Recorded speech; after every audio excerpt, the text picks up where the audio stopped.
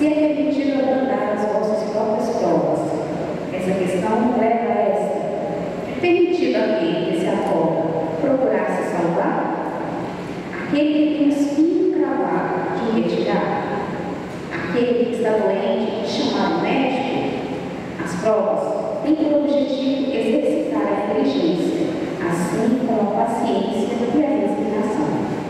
O homem pode nascer em uma posição penosa e difícil, precisamente para obrigá-lo a procurar os meios de vencer as dificuldades. O mérito consiste em suportar sem lamentação as consequências dos males que não se podem evitar, em perseverar na luta, em não se desesperar se não for bem sucedido, mas não um desejo, seria preguiça mais que virtude.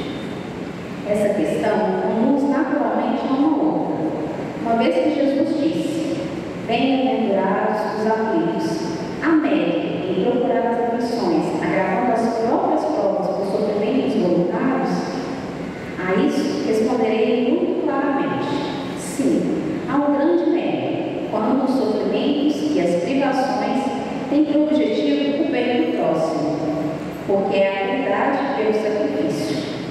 Não quando não tem por objetivo senão a si mesmo, porque resulta do egoísmo e do fanatismo. Há aqui uma grande distinção a fazer. Para vós, pessoalmente, contentai-vos com as provas que Deus vos envia, e não aumenteis sua carga, às vezes tão pesada. Aceitá-la sem lamentações e com fé é tudo o que Ele vos pede. Não enfraqueçais vosso corpo com privações inúteis e mortificações sem objetivo, porque tendes necessidade de todas as vossas forças para cumprir a vossa missão de trabalho na terra. Torturar voluntariamente e martirizar o vosso corpo é contravenção à lei de Deus, que vos dá o meio de sustentá-lo e fortificá-lo. Enfraquecê-lo sem necessidade é um verdadeiro suicídio. Usai, mas não abuseis. Tal é a lei. O abuso das melhores coisas traz sua punição nas consequências inevitáveis. Outra coisa é o sofrimento que se impõe para alívio do próximo. Se suportais o frio e a fome para aquecer e alimentar aquele que diz que tem necessidade, e se o vosso corpo com isso sofre, eis o sacrifício que é abençoado por Deus. Vós que deixais vossos aposentos perfumados para ir à mansarda perto levar a consolação. Vós que manchais vossas mãos delicadas, cuidando de chagas. Vós que vos privais do sono para velar a cabeceira de um doente, que não é senão vosso irmão em Deus. Vós, enfim, que usais vossa saúde na prática de boas obras, eis vosso silício, verdadeiro silício de bênção, porque as alegrias do mundo não secarão vosso coração. Não adormecestes no seio das volúpias destruidoras da fortuna, mas os fizestes anjos consoladores dos pobres deserdados. Mas vós, que vos retirais do mundo para evitar suas seduções e viver no isolamento, qual a vossa utilidade na terra? Onde está a vossa coragem nas provas, uma vez que fugis da luta e desertais do combate? Se quereis o silício, aplicai-o sobre vossa alma e não sobre vosso corpo. Mortificai vosso espírito e não a vossa carne. Fustigai vosso orgulho, recebei as humilhações sem vos lamentar. Pisai vosso amor próprio, resiste contra a lã da injúria e da calúnia, mais pungente que a dor corporal. Eis o verdadeiro silício, cujas feridas vos serão tão contadas que elas atestarão vossa coragem e vossa submissão à vontade de Deus. O Anjo Guardião, Paris, 1863. E após a leitura, conosco por hoje para facilitar, nos auxiliar na reflexão do nosso estudo, nosso querido amigo Francisco de Assis, a vocês aqui presentes, aos que nos acompanham pelas redes sociais, desejo bons estudos, boas reflexões. Caríssimos amigos, irmãos do Ideal Espírita, que se fazem aqui presentes, seja pela presença física, seja os nossos presentes também, pelo modo muito lá hoje. É com muita alegria que nós nos reunimos neste ambiente de harmonia e paz para meditarmos um pouco sobre as palavras a nós dirigidas pelo Mestre Jesus. Agora, integrando aqui o capítulo 5 do Evangelho segundo o Espiritismo, bem-aventurados os aflitos. A parte que hoje é submetida a estudo integra o que se chama instrução dos Espíritos, mas ao final de cada capítulo do Evangelho segundo o Espiritismo. E o título, o verdadeiro silício. Para entendermos sobre o que é tratado, é necessário definirmos o que seria silício, o que é silício. O significado de silício vem de um instrumento de penitência corporal usado aí em épocas pretéritas, tipo um cinto ou uma túnica feito de crina de animais, cabras ou, vamos dizer aí, bebidos, e de um tecido muito áspero que se usa sobre a pele. É uma forma de mortificação voluntária semelhante a um jejum, a uma abstinência, porque é uma peça que se coloca sobre o corpo com o intuito de nos incomodar mesmo. E se estivermos fazendo uso dele mesmo assim, estaremos então ali demonstrando um certo sacrifício.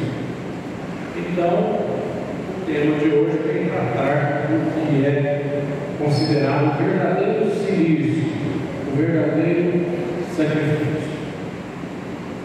Para isso, nós temos que nos atermos ao que seria então o objeto desse silício. Geralmente, quem opta por tal conduta está tentando, de alguma forma, se expurgar de algum ato, de alguma consequência de atos já praticados. É como se fosse um compromisso com ele mesmo, assumido, de tentar se redimir através daquela forma de agir, se sacrificando, se automutilando, enfim,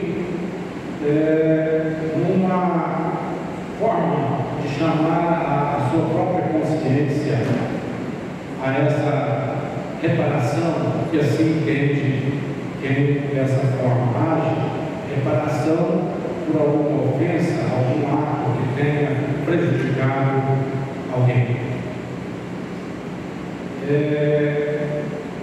É uma prova voluntária, porque a própria pessoa opta por assim agir.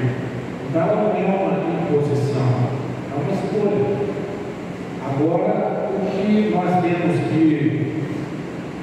estudar aqui, meditar, é o que seria esse verdadeiro sacrifício, assim considerado. Na nossa permanência aqui no planeta Terra, em cada existência, nós temos a nossa submissão a provas. Isso é de notório conhecimento por quem adentra os caminhos da doutrina espírita.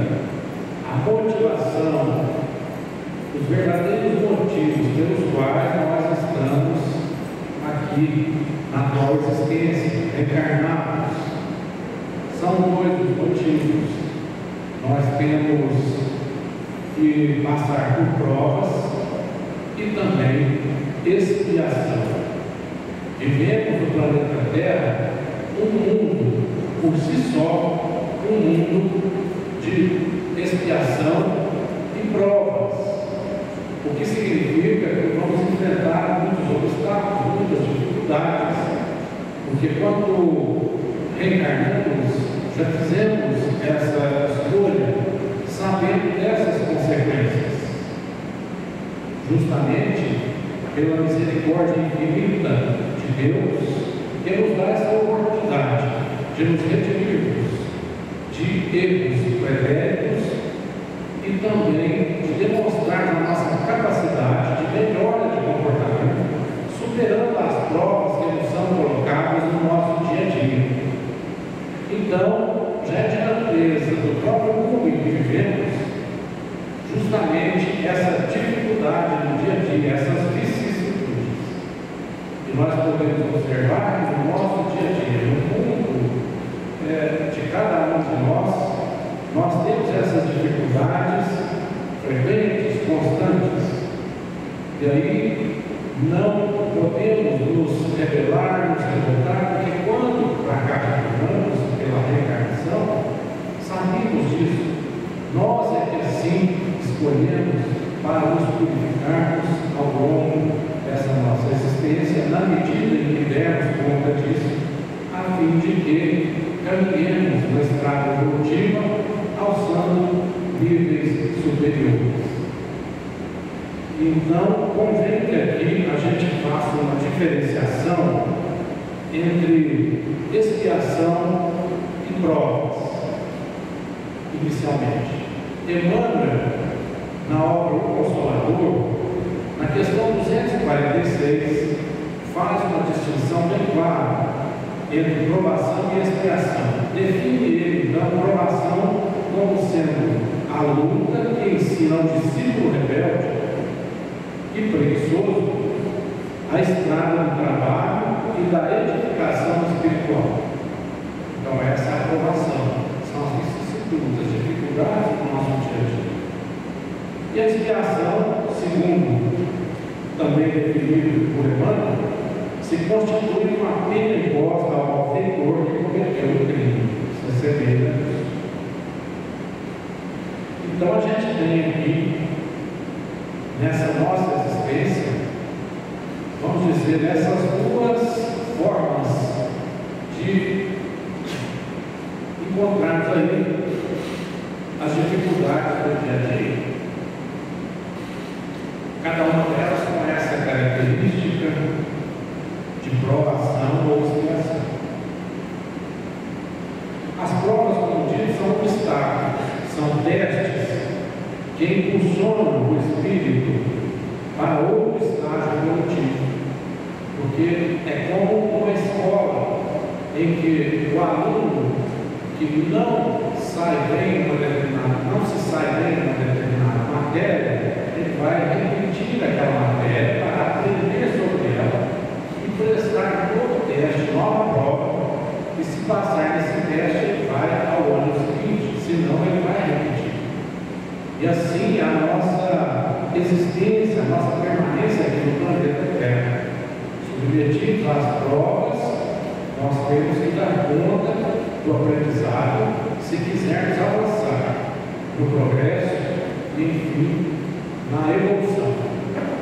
Evolução que pressupõe um progresso intelecto moral, conhecimento e também moral, no sentido de amor, de caridade. Nós temos que ter progresso não só no conhecimento, no aprendizado, mas também na parte moral, na parte da caridade, que aqui podemos definir esse sentido moral como sendo a prática da caridade. Caridade, no dizer do próprio Mestre Jesus, como está na questão 886 do Livro dos Espíritos, que é a benevolência para com todos, indulgência para com as imperfeições alheias e perdão das ofensas, nas suas mais variadas nuances. Então, quando nós falamos aí das provas como sendo esses obstáculos, temos a expiação como resultado de faltas que foram cometidas por nós, pelo Espírito, em existências anteriores. Porque a lei divina é uma lei inquestionavelmente justa e, diante da misericórdia infinita do Deus Pai, nos é permitido oportunidade de resgatarmos essas faltas que cometemos em existências pretéritas. E isso se dá então através da expiação, as provas. Podemos dizer até que toda expiação é uma prova, mas nem toda prova é uma expiação, porque nem toda prova se caracteriza por resgate de erro ou prejuízo que causamos em existências anteriores. Mas a expiação é sem dúvida nenhuma esse resgate, porque pela justiça divina nós temos que pagar centimo por centimo para aquilo que devemos, e na contabilidade divina nada é apagado por simplesmente arrependimento. Nós temos que recompor aquele dano que causamos. Pode até acontecer que, por essa mesma misericórdia divina, nós tenhamos aí uma diminuição desse, vamos dizer assim, dessa carga, desse fardo, mas não a sua abolição total, o seu esquecimento total, o seu chamado, vamos dizer, o nosso entendimento atual de perdão dessa dívida. Nós temos que resgatar, talvez até de uma forma minimizada, segundo o nosso mérito, segundo nós demonstramos aptidão para isso, boa vontade e realmente o desejo de reparar aquele dano, talvez até fazendo mais do que seria a nossa, vamos dizer, obrigação naquele primeiro momento, seja antecipando tarefas, seja suportando provações mais pesadas do que aquelas que nós nos propusemos. Então aí, certamente, tudo é compensado nessa contabilidade, vamos chamar assim, contabilidade perante a justiça infalível do Deus Pai. Mas essas chamadas provas voluntárias, como nós dissemos, elas são privações voluntárias que têm o objetivo de, um dos objetivos, expiação, reparação de danos causados no passado. Também são sofrimentos que se aceitam com resignação, submissão a Deus, submissão à vontade de Deus e com vistas à felicidade futura, porque é essa oportunidade que nos é ofertada. Não existe essa questão de que errou e está condenado eternamente ao inferno. Nós espíritas sabemos que não existe essa condenação eterna. Existe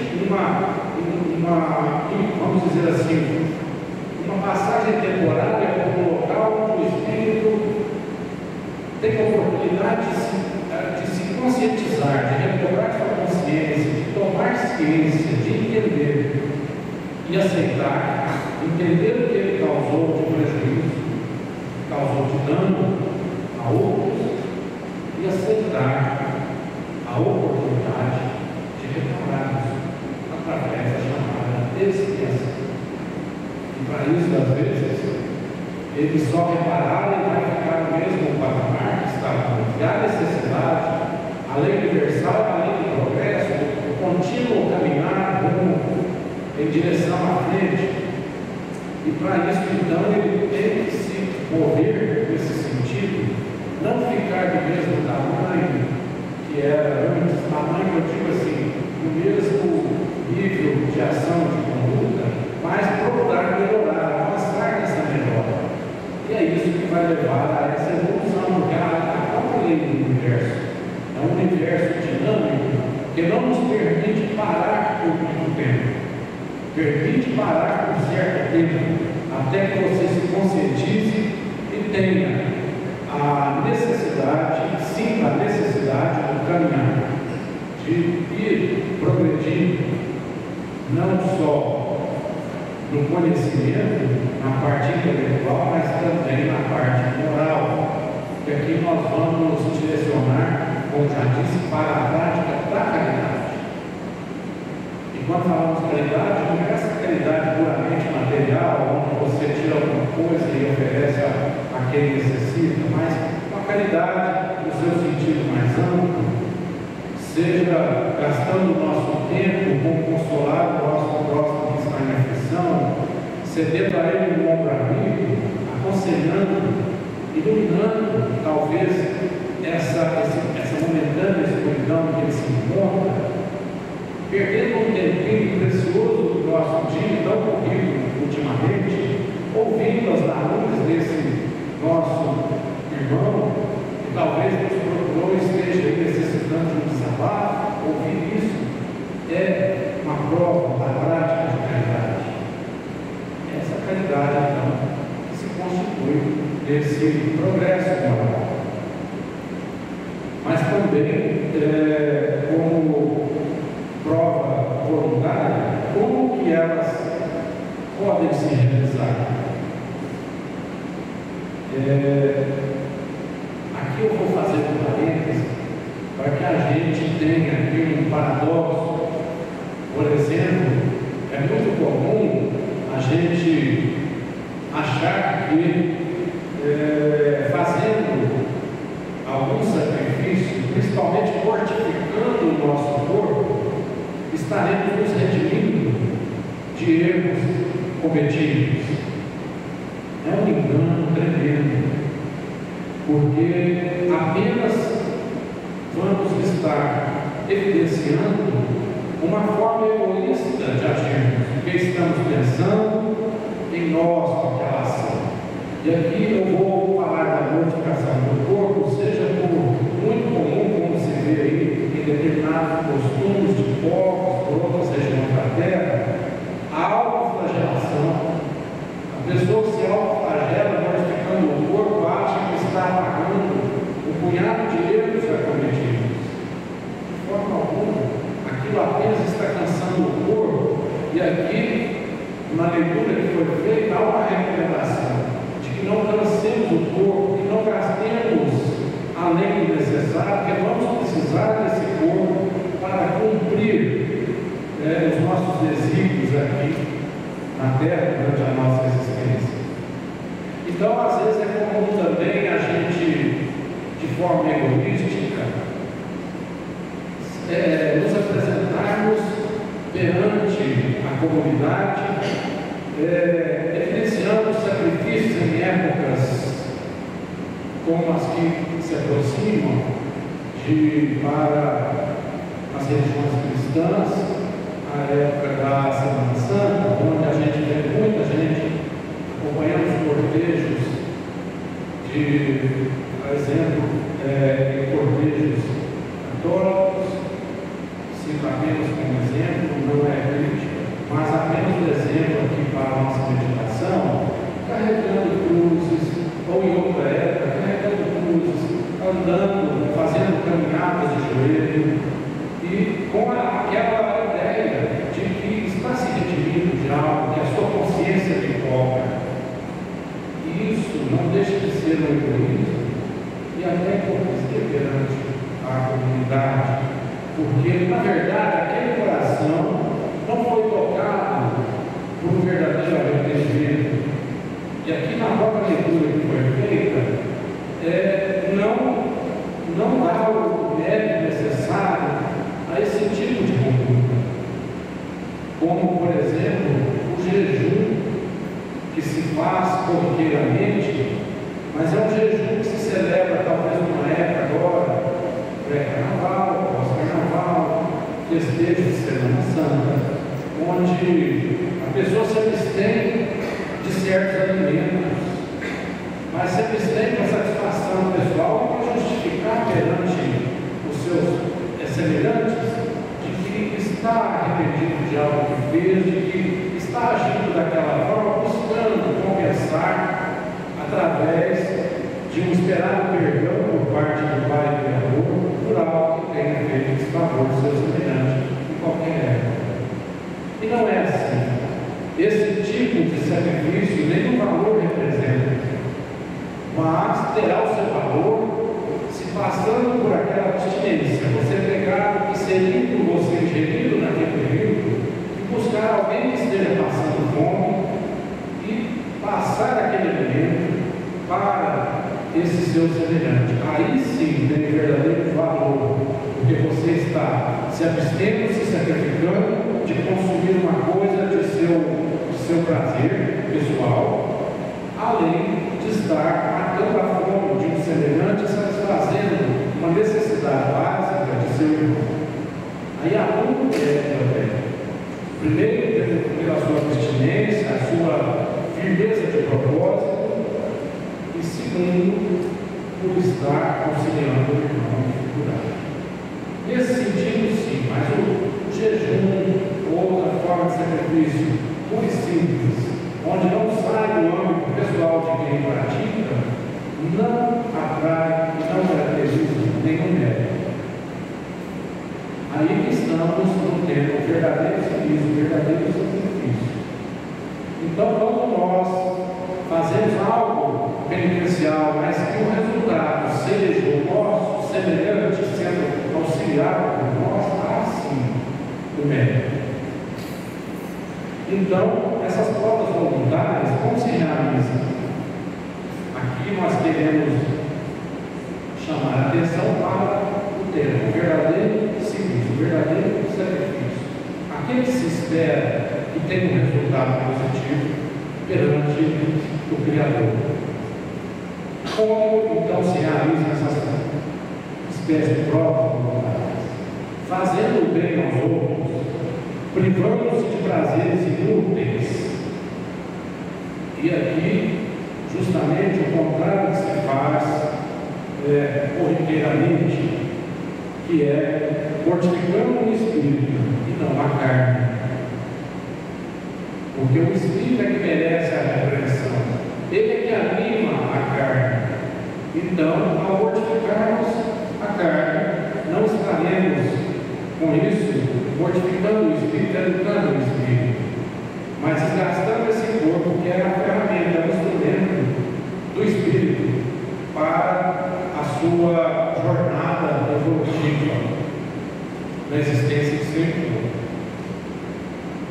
Outra também forma de realização da prova voluntária é receber as humilhações sem queixas, é uma prova de humildade. Quando falo humilhações, é humildade.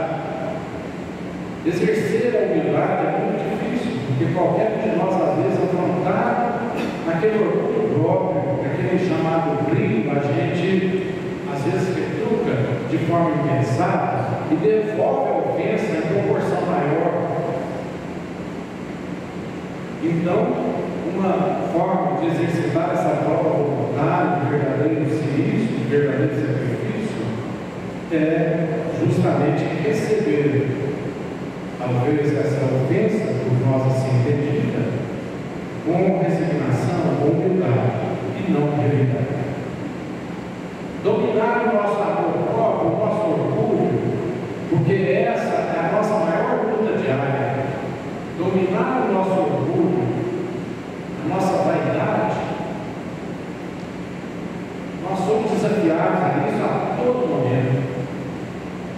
Na área de manipulação, então, a gente vê isso a cada, vamos dizer assim, a cada minuto, seja entre as pessoas que comparecem perante a justiça dos homens para acertos de desavenças, quando, e muitas vezes a gente geralmente assim começa com um mal entendido, alguém que se sentiu ofendido de qualquer forma por alguma palavra que, se fosse melhor entendida, não teria aquele intuito tão ofensivo, aquela falta de diálogo muito comum no mundo de hoje. Briga de trânsito, então, é um exemplo clássico. Não é? Às vezes você está no trânsito e vem ali uma manobra brusca de alguém que assim agiu, já logo já tem a resposta, começa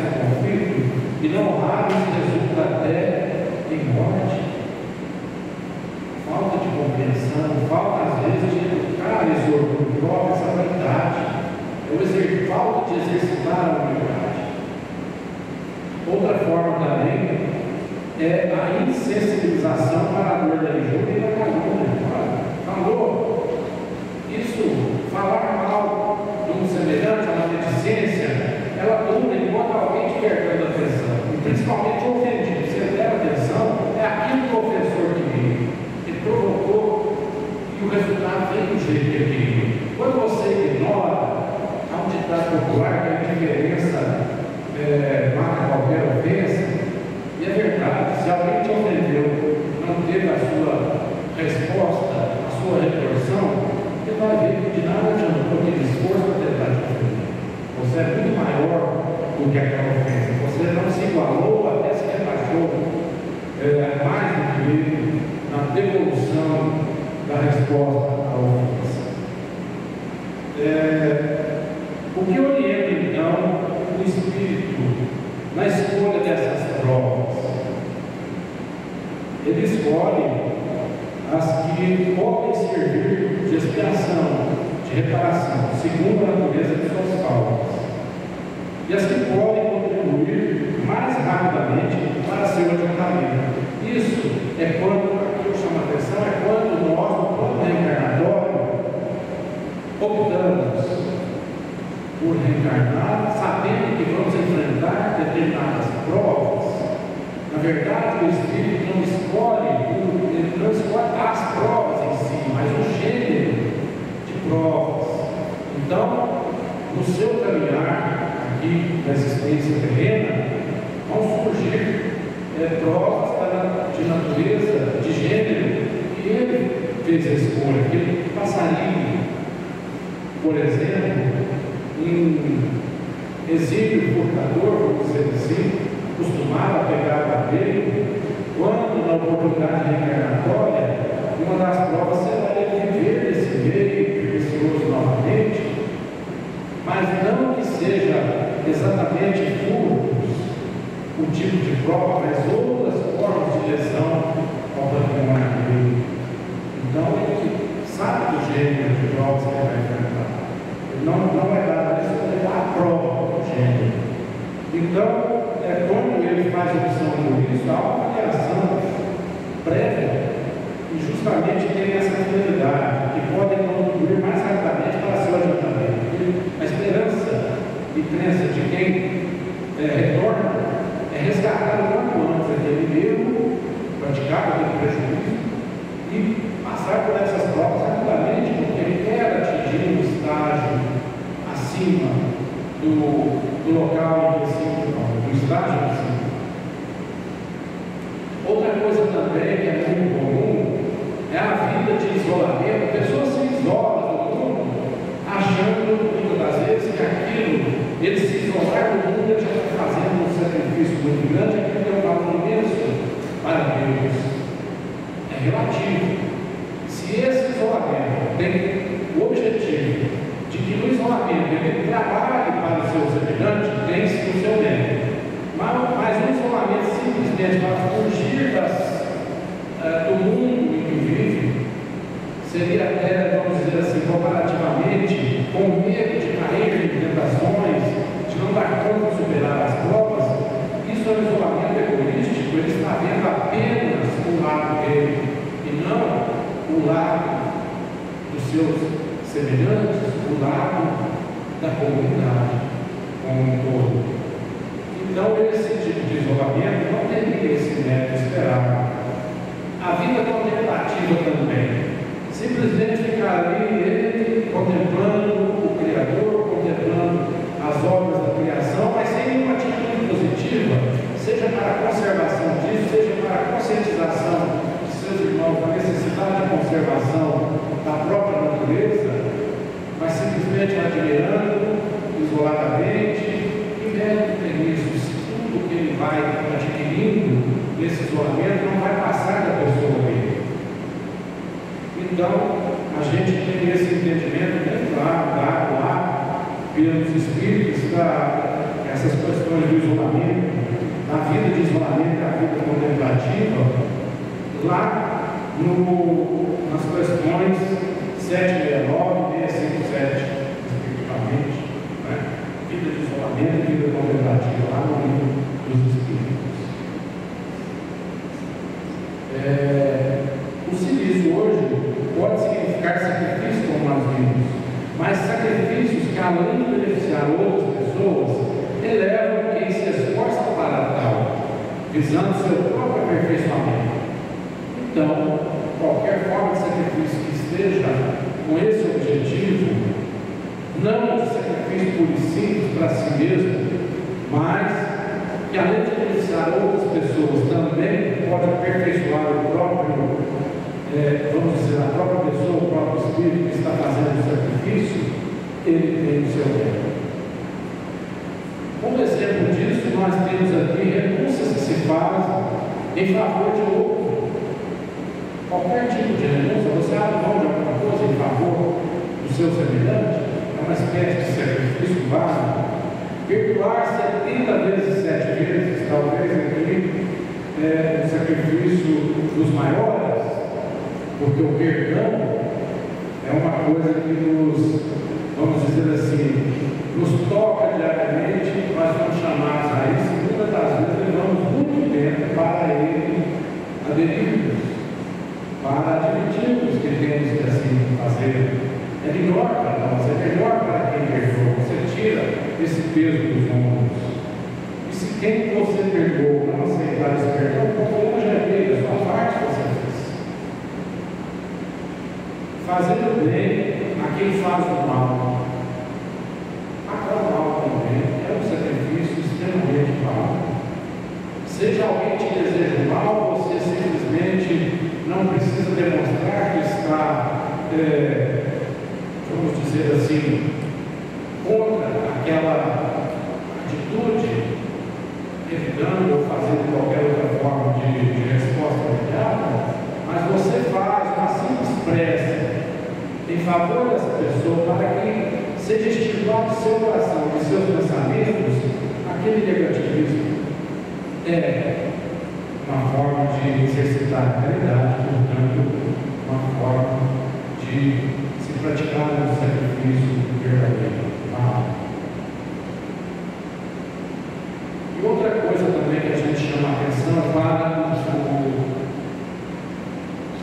esse chamado sofrimento voluntário, né? Temos o exemplo aí do jejum, você se sacrificar, você gosta de comer diariamente só para você sacrificar, sem matar a fome do seu semelhante com aquilo que você deixou de comer, ou às vezes a automutilação, onde você flagela o próprio corpo, fere a si mesmo na carne. Então, esse sofrimento em si mesmo, o sofrimento de um modo geral, em si mesmo, ele não é um fim, ele é apenas um instrumento, uma forma de aprendizado, mas sofrimento, desde que o resultado venha a beneficiar o seu próximo, o seu semelhante. Se não tiver isso, não sair do sofrimento, no âmbito pessoal de quem o suporta, nenhum deve existir.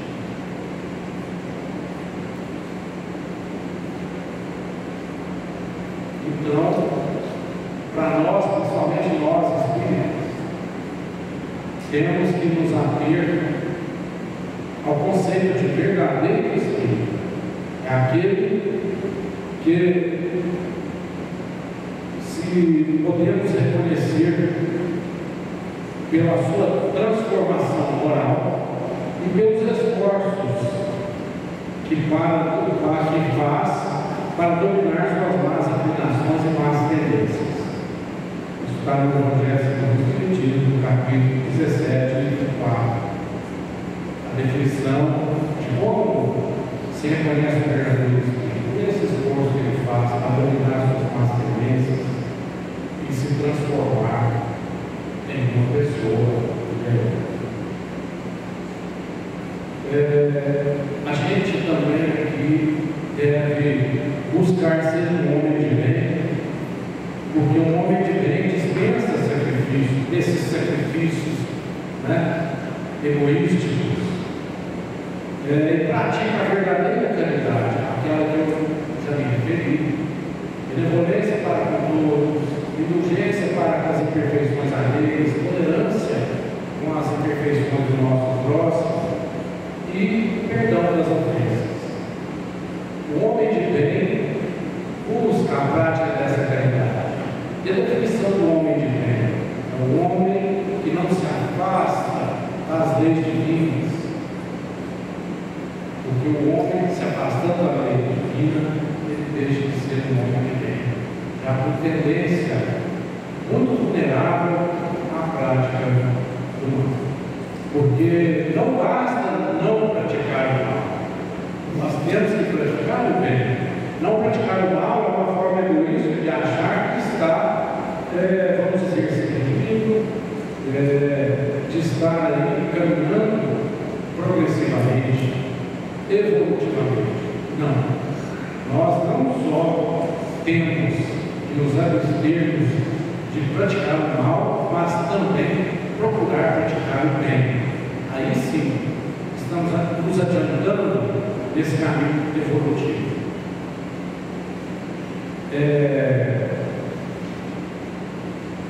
Fiz aqui algumas ponderações, mas acho que já dos alunos. E, por fim, eu quero finalizar a nossa reflexão de hoje dizendo o seguinte: